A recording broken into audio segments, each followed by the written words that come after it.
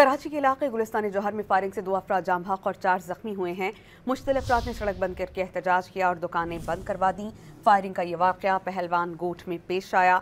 Anne Shahidin ने यह बताया कि मुलजिमान मोटरसाइकिल पर सवार थे, उनके बाद साथी गाड़ी में थे, सब ने नकाब पहन रखे थे। हमलावरों ने बैटरी और ऑयल की दुकान पर बैठे अफराद को टारगेट किया। इत्तला मिलते ही पुलिस की भारी नफरी इलाके में पहुंची और जख्मियों को अस्पताल मुंतकिल कर दिया गया, जहां दौरान इलाज 2 जख्मी सैयद मजहर और अली वारिस इंतकाल कर गए। मुश्तइल अफराद ने सड़क बंद करके एहतजाज रिकॉर्ड करवाया।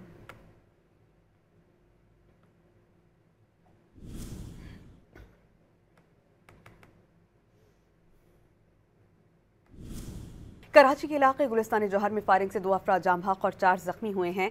मुश्तलिफ अफराद ने सड़क बंद करके एहतजाज किया और दुकानें बंद करवा दी। फायरिंग का ये वाक़या पहलवान गोट में पेश आया।